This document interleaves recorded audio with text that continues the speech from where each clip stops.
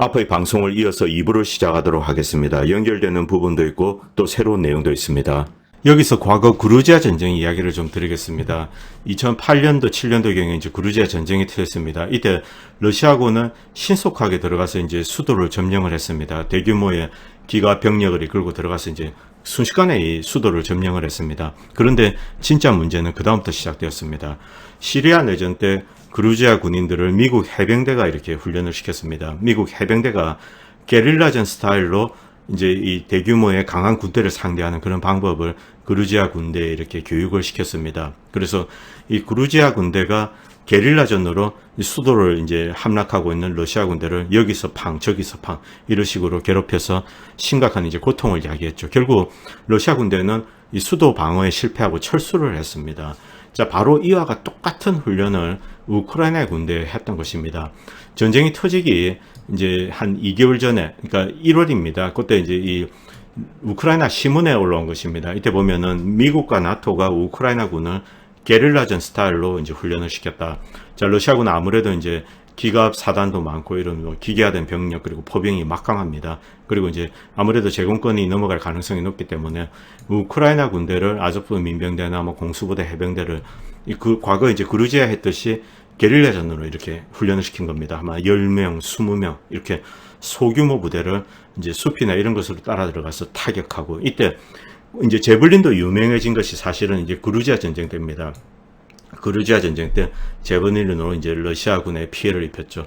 바로 그와 같은 방식으로 훈련을 시켰는데 지금 리만 반격도 그와 같은 식으로 진행되고 있습니다. 크게 뭐 이제 우크라이나군이 왁 밀고 들어오는 것이 아니라 뭐 30명 혹은 크면 한 100명 이런 정도로 탱크 몇 대, 장갑차 몇 대 이렇게 소규모로 움직이면서 들어오고 있는데, 자, 낙엽이 지게 되면은 이들은 이제 사실은 숨을 데가 없는 거죠. 그동안 숲 속에 이렇게 숨어 있거나 이제 밭이 있고 이러면은 그 안에 중간중간에 이제 나무들이 있고 그게 있습니다.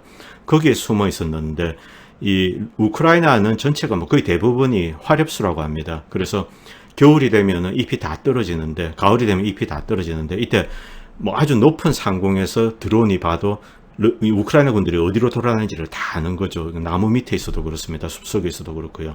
그래서 이 만약에 낙엽이 지게 되면은 사실상 게릴라전이 불가능해집니다. 그리고 참호에서도 다 보이는 거죠. 뭐 나무 밑에 뭐가 있는지, 뭐가 왔다 갔다 하는지 다 보이기 때문에 이 정찰 자산이 아무래도 물론 뭐 미국도 있지만은 당장 이 전장 위에서 드론이 많이 왔다 갔다 하는, 그리고 이제 포병이 막강한 러시아 입장에서는 이들은 뭐 그냥 밥인 겁니다. 이제 낙엽이 지고 나면은 눈에 혼이 드러나는데 거기에 때려버리는 것은 사실은 밥이죠. 그래서 우크라이나 군에게는 낙엽이 최대 악몽이라고 이제 그렇게 이야기하는 사람이 있습니다. 겨울은 조금 다른 문제입니다. 겨울은 이제 병참이 제대로 되는가 안 되는가 그 차이입니다. 자, 여러분 다시 한번 이 지도를 보시기 바랍니다. 병참 문제입니다.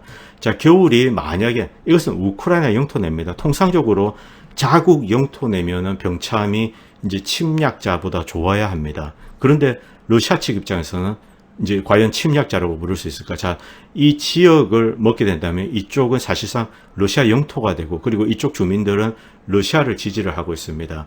자, 이런 상황에서 우크라이나군이 이쪽을 공격하게 된다면 이쪽 주민들과 러시아군 입장에서는 사실은 이들이 침략자가 되는 겁니다. 이것은 도덕적인 의미에서 침략, 방어 이런 얘기를 하는 것이 아니라 실제 이제 이 주민과 군의 이제 합심, 그것을 의미하는 겁니다. 주민과 군은 방어를 나서는 거죠. 우크라이나군이 침략을 하는 그런 식으로 되는 겁니다. 자, 이 경우 많은 병참도 와야 되고 공세를 하려면 더 많은 이제 군인도 있어야 합니다. 그리고 방어하기에는 더욱더 효과적이죠. 헤르슨 같은 지역은 러시아가 지난 한 몇 개월 동안 곳곳에 이제 강화 콘크리트로 요새를 만들었다고 합니다. 그래서 여기에 반격을 시도하는 우크라이나군이 큰 피해를 받습니다. 자포로치아도 마찬가지고요. 그런데 겨울이 오게 되면은 지금 여러분 보시면은 대체로 이제 이 르비프 지역에서 이 돈바스 지역까지의 거리가 미국으로 치면 세인루이스에서, 미국의 중앙입니다. 세인루이스에서 뉴욕까지의 거리에 가깝습니다. 그리고 지금 철도나 물류망은 계속 파괴되어 가고 있습니다. 이런 상황에서 서방이 제공하는 물자가 이렇게 이제 기차나 여기로 오는 거는 대단히 힘든 상황인 겁니다. 결국 이쪽 지역에 있는 우크라이나군은 고립될 수밖에 없는 상황이죠. 그리고 낙엽도 다 떨어지고 이제 숲도 의미가 없어지는 겁니다. 저기 멀리 이제 드론이 보고 우크라이나군이 뭐 이 기름 같은 걸 싣고 옵니다. 거기에 이제 때려버리는 겁니다. 그래서 겨울이 오게 되면은 이쪽 전선에 우크라이나군이 붕괴될 가능성이 뭐 너무나 높고, 그리고 낙엽까지 지고, 바로 이 겨울이 다가오고 있다, Winter is coming, 이 얘기가 계속 나오고 있는 이유는 전황이 러시아 측에 급격하게 유리하게 갈 수밖에 없다. 추가 병력 이야기는 제외하는 겁니다. 무슨 30만이 더 오게 된다면 뭐 이것 자체로도 사실은 뭐 엄청난 게임 체인저가 되는 거죠.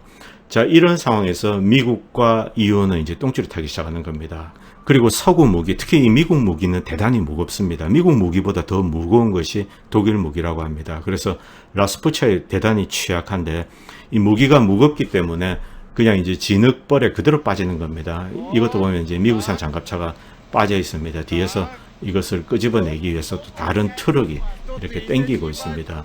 자, 이것은 뭐 불과 며칠 전에 찍은 겁니다. 그리고 애초 돈바스는 러시아 입안에 있었다. 병참에서 이미 승부가 난 전쟁이다. 제가 이렇게 이제 어떤 군사 전문가가 이런 이야기를 했습니다. 이 지도상으로 이렇게 한번 보십시오. 자, 이렇게 봤을 때 이 전체가 러시아입니다. 결국 러시아가 삥 돌아서서 이 우크라이나 동쪽 지역을 이제 입을 벌리고 이렇게 삼키고 있는 형국입니다. 러시아는 이쪽 지역에서 배후에서 이제 무한 보급을 할 수 있습니다. 이 우크라이나 같은 경우는 이제 서방에서 지금 뭐 우크라이나에 뭐 철저히 파괴됐죠.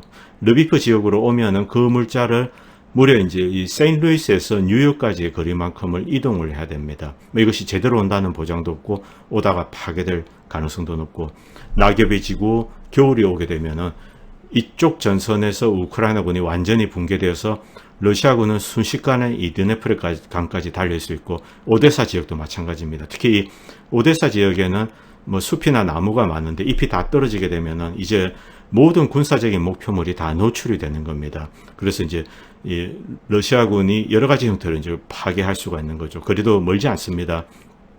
자, 그래서 많은 사람들은 하르키프와 오데사를 점치고 있는 겁니다. 자, 다시 본문으로 돌아가겠습니다. 자, 직접 싸워 이길 의지가 없으면 미국과 나토는 애초 싸움을 시작하지 말았어야 한다. 미국과 나토는 싸울 의지가 없습니다. 직접 싸우는 것을 의미합니다. 지금 많은 사람들은 야, 이제 미국과 나토군이 간다. 웃기지 마십시오. 그런 일은 없습니다. 미국과 나토군은 이 우크라이나 전에 대해서 준비를 하고 있는 것이 아무것도 없습니다. 이것은 미국과 나토의 병력을 의미하는 겁니다. 여러 가지 이제 이 입만 나불나불 하고 있습니다만, 실제 미국 내에서 뭐 여기에 대해서 어떤 대비를 한다든가 병력을 증원한다든가 이런 움직임은 없습니다. 미국의 현재 이 전투 가능한 육군은 6만에 지나지 않습니다. 동원할 수 있는 탱크도 불과 뭐 한 3,400대에 지나지 않습니다. 물론 이것이 이제 이 폴란드까지 오기는 뭐 거의 불가능한 상황이죠. 그리고 미국은 우크라이나에 이 엑시스텐셜한 인트러스가 없습니다. 사활적인 이해가 없습니다. 그리고 러시아와 직접 싸우게 된다면 핵전쟁의 위험이 있는 거죠. 이런 복합적인 문제가 있는 겁니다. 독일 역시 마찬가지입니다. 그리고 올랍 슐츠는 뉴욕타임즈의 인터뷰에서 탱크를 보내지 않겠다라고 잘라서 이야기했습니다. 탱크 이야기가 그동안 계속 나왔는데 레오파드 탱크입니다. 레오파드 탱크가 가도 이제 박살날 가능성이 높고 레오파드 2죠. 구형입니다. 그리고 이것을 줬을 때 러시아와 이제 뭐 좀 에스컬레이션이 되는 거죠. 핵전쟁 위험도 있고 하니까 어쨌든 숄츠는 이 탱크를 보낼 수 없겠다라고 그제 공식적으로 잘라서 이야기를 했습니다. 자, 많은 국가들이 이런 이야기를 하고 있는 겁니다. 자, 이런 모든 일은 나토와 미국이 슬슬 이제 발을 뺄 궁리를 하고 있다고 보시면 됩니다. 물론 뭐 줄 수 있는 무기는 지금 계속 주고 있습니다만, 그러나 그 무기고 자체가 텅텅 비어가고 있다는 겁니다. 최근에 미국이 하이마스 포탄을 준다고 했을 때 수량을 이야기하지 않았습니다. 없어서 그런 겁니다. 그래서 이제 브라질에 팔았던 걸 조금 사오려고 하고 그러고 있습니다. 근데 브라질도 지금 이제 뭐 준이 많이 그러고 있습니다. 자, 향후에 러시아가 하르키프와 이제 오데사를 먹게 된다. 그럼 우크라이나는 쪼그라들게 됩니다.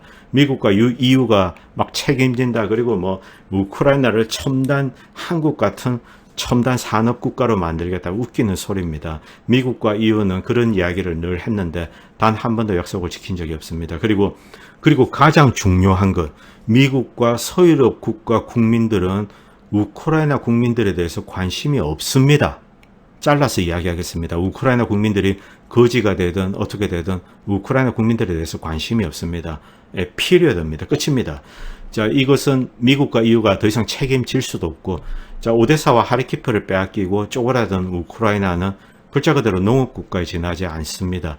자, 그리고 우크라이나 경제력의 80%, 영국만한 영토 1,500만의 인구가 러시아 손으로 넘어가게 되는 겁니다. 이 1,500만이라는 것은 조금 이제 그 영토 기준으로 이야기한 건데, 하리키프와 오데사를 다 먹었을 때 이야기입니다. 뭐 1,000만이든 1,500만이든, 자, 이 인구와 영토 그리고 이 무궁무진한 지하 자원을 우크라이나가 가지고 있습니다. 그게 돈바스에 집중되어 있습니다. 이게 넘어가면은 당연히 러시아의 경제력이 더욱더 커지고 에너지 시장에서 지하 자원 시장에서 러시아의 힘이 더욱더 강해진다는 겁니다. 자, 여기 있는 이 천연가스와 원유 매장량은 노르웨이가 가지고 있는 이제 북해 유전, 그것보다도 이제 크다고 합니다.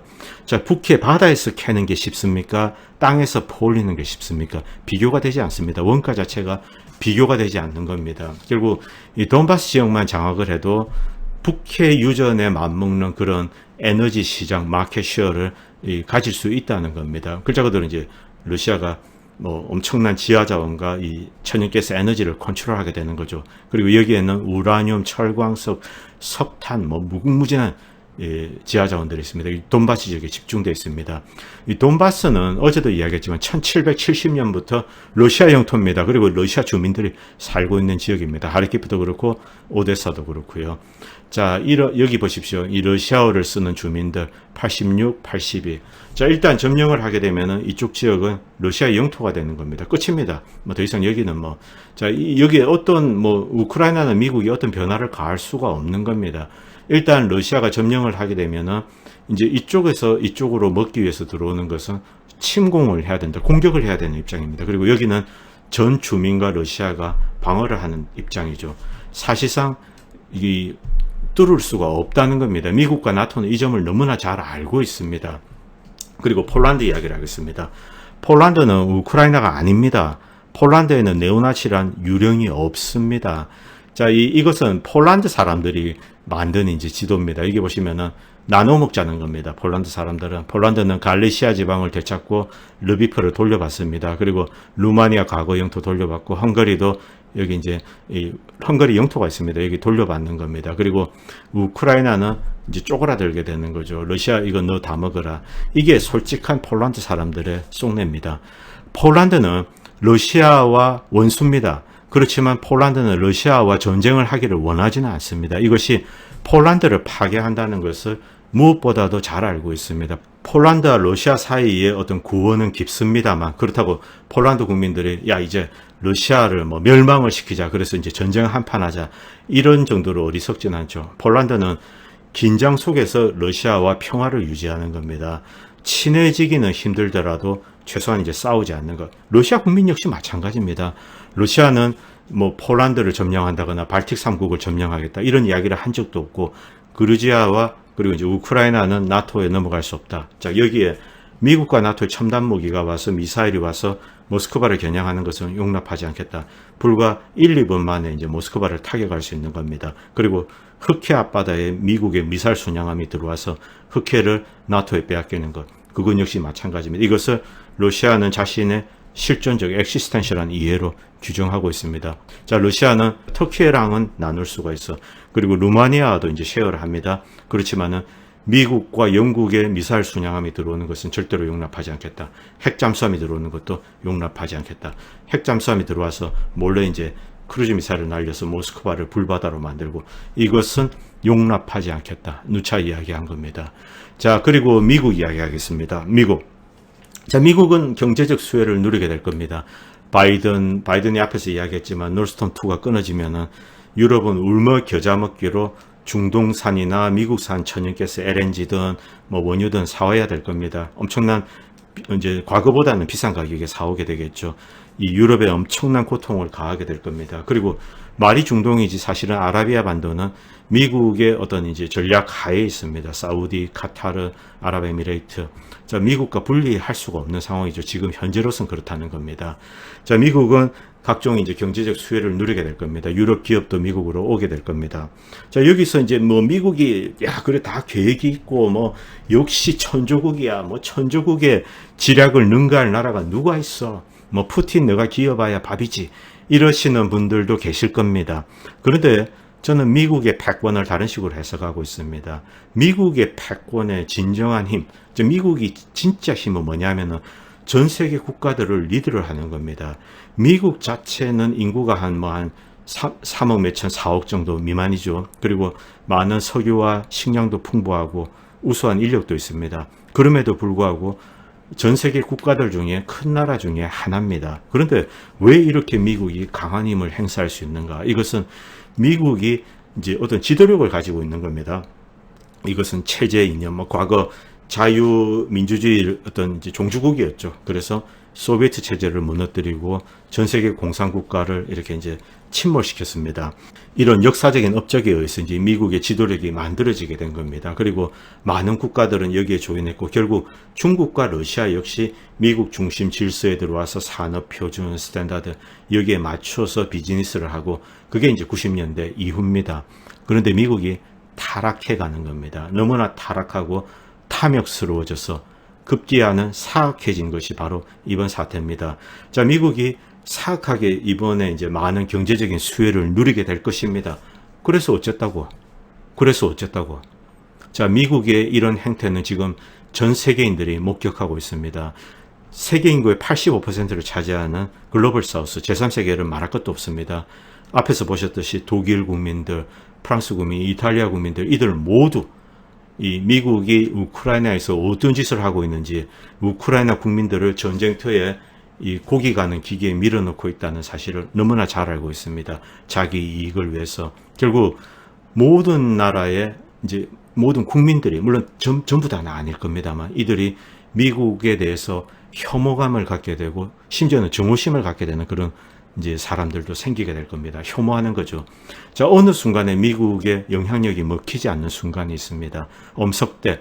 제가 이제 한국 영화인데 제가 갑자기 제목이 기억이 안 나네. 우리들의 일그러진 영웅인가요? 엄석대. 자, 어느 순간에 누가 하면 말을 듣지 않습니다. 그때부터 미국의 지도력은 붕괴가 되는 겁니다. 그리고 미국 외에 다른 질서에 협력을 하게 되는 거죠.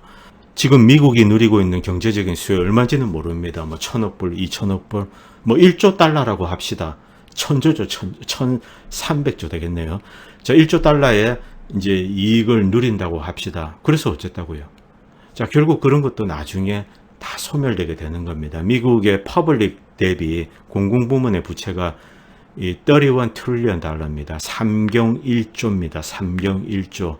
1조 달러의 이익은 30분의 1에 불과하는 겁니다. 자, 이 미국의 지도력을 상실할 때 끔찍한 후과를 치르게 될 것으로 걱정하고 있습니다. 그리고 많은 사람들은 미국이 이제 장기전을 유도한다. 러시아가 멸망할 때까지 10년짜리 전쟁이다. 이렇게 생각을 하는 사람들이 있습니다. 우크라이나 사람들이 너무 잘 싸우니까 자, 미국은 주판을 굴리고 있습니다. 자, 미국은 장기전에다. 자, 이제 무기만 조금씩 집어주면은 이 우크라이나가 이제 올해 한 해 예를 들면은 이것은 가상입니다만 한 20만 명이 이제 전 사상자를 입었다. 그러면 내년에 20만 명. 그러면 이제 전화를 돌립니다. 야, 우크라이나에 지금 한 해 태어나는 애들이 몇 명이야? 23만 명입니다. 그래? 그러면은 1년에 20만 명씩 사상자, 뭐 죽어도 예를 들면은 계속 이제 우크라이나 인구는 유지가 되네? 그러면 계속 싸울 수 있겠다. 이렇게 생각을 하고 있을 겁니다. 실제 이런 전략을 가지고 있는 경우가 많죠. 미국은 이 어떤 이제 이 시스테믹 디파퓰레이션이라는 것을 했습니다. 과거 90년대 이라크 그리고 2010년 이후에는 시리아에서 그런 시도를 했습니다.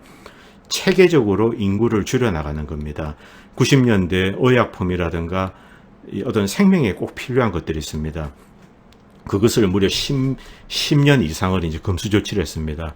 그 금수로 인해서 이 이라크에서 어린아이들이 50만 명 정도가 죽어갔습니다. 올브라이트 시절입니다. 올브라이트 국무장관 시절인데 50만 명씩 이제 이라크에 줄어가면 자, 얘네들이 아이들이 줄어가게 되면 인구가 점점 더 이제 감소하게 되는 거죠. 그리고 인구가 어느 정도 감소했다. 즉 이제 얘네들이 성장해서 청소년이 되고 어른이 되었을 때 숫자가 많지 않기 때문에 저항할 숫자가 크지 않다. 이제 마음대로 이제 이라크를 통치할 수가 있게 되는 거죠. 이것을 시스테믹 디파퓰레이션이라고 합니다. 시리아에서도 그와 유사한 시도를 했는데, 자 어쨌든 미국은 그런 주판을 굴리고 있을 겁니다만 그런 장기전은 없습니다. 이것은 인간 본성과는 다릅니다. 어떤 사회학적인 디오리에 따른 겁니다. 80대 20 법칙, 80명은 놀고 20명은 열심히 일하더라. 모든 사회에 적용이 됩니다. 전쟁도 마찬가지입니다. 전쟁에서는 한 90, 예를 들면 5%는 싸우기를 싫어하고 도망다닙니다. 5%는 전투의지가 충만한 이 어떤 DNA가 그런 사람들이 있습니다. 자, 이 적의 입장에서는 이 5%만 파괴하면 됩니다. 이 5%만 파괴하면 나머지 95%는 이 5%가 파괴되는 모습을 보게 됩니다. 그리고 순한 양이 되게 됩니다. 총 한 자루로 1000명을 이렇게 이제 통제할 수가 있는 겁니다. 과거 여러분들 사진에서 보시면은 독일군 2명이 소총을 들고 있는데 유태인들 어떤 포로 수용소의 유태인들이 이제 수용자들이죠. 수백 명이 이렇게 이제 얌전히 줄을 서 있는 장면 보셨을 겁니다. 이들이 한꺼번에 달려가면은 이 독일군 병사 2명 제압하는 것은 일도 아닙니다. 그럼에도 불구하고 이들은 하지 못하는 거죠. 이것이 바로 인간 본성입니다. 어떤 사회적인 본성에 가깝습니다. 이제 조만간에 이제 우크라이나군의 주력군들 그리고 추가로 징집한 군대도 파괴되면 대리군도 이제 줄어드는 거죠. 싸울 의지가 없어지는 겁니다. 그리고 미국은 돈이 없습니다. 자, 이것은 며칠 전에 월스트리트저널에 올라온 기사입니다. 우크라이나에 지원하고 있는 것에 대해서 미국 역시 이제 짱구를 굴리기 시작하는 거죠. 이제 발을 빼야 됩니다. 이것은 정해져 있는 수순입니다. 이 전쟁은 끝까지 갈 수가 없는 겁니다. 결국 애초에 그렇습니다. 자, 이제 러시아군이 30만 명 병력을 몰고 오면은 미국과 나토는 이 우크라이나 지금 러시아 군대에 대해서 할 수 있는 것이 아무것도 없습니다. 물론 하이마스나 M747 더 줄 수는 있습니다. 그러나 이 전황을 뒤집는다거나 이런 것은 불가능해지는 거죠. 미국은 서서히 빠져나올 궁리를 하고 있습니다. 이것을 공화당에 이제 떠넘기고 있는 거죠. 이제 중간 선거가 다가오는데 공화당이 의회를 장악할 가능성이 높습니다. 공화당 의원들이 여기에 대해서 이제 이 무기 지원에 대해서 반대하는 의원들이 갈수록 늘어나고 있습니다. 그리고 찬성하는 의원들이 점점 더 이제 축소되고 있는 거죠. 러시아군이 실제 30만 명을 동원한 상황에서 미국이 어떤 이제 세게 나간다. 이 경우는 핵전쟁의 위험이 있는 겁니다. 제가 누차 이야기 드리지만 미국의 핵과 관련된 미국의 이야기는 전부 뻥입니다. 미국은 가진 것이 너무나 많기 때문에 잃을 것이 많죠. 러시아 사람들은 미국보다 훨씬 가난합니다. 그래서 잃을 것이 많지 않습니다. 미국의 정치 지도자들은 빌 게이츠니 뭐니 그들은 자기가 가지고 있는 돈을 즐기고 누리는 데 쓰는 게 그것이 목적입니다. 미국 사람들은 프래그매틱합니다. 진짜 프래그매틱합니다. 이념 그런 거는 개나 줘라. 이거 아주 오래된 이야기입니다. 자, 그래서 지금 클락이 틱탁하고 있다. 이 뜻은 이제 더 이상 우크라이나에 돈이나 무기를 주지 않는다. 이 워싱턴 시계가 이미 이제 틱탁거리고 있다. 이 얘기를 하고 있는 겁니다. 이것은 바꿀 수 없는 현실입니다.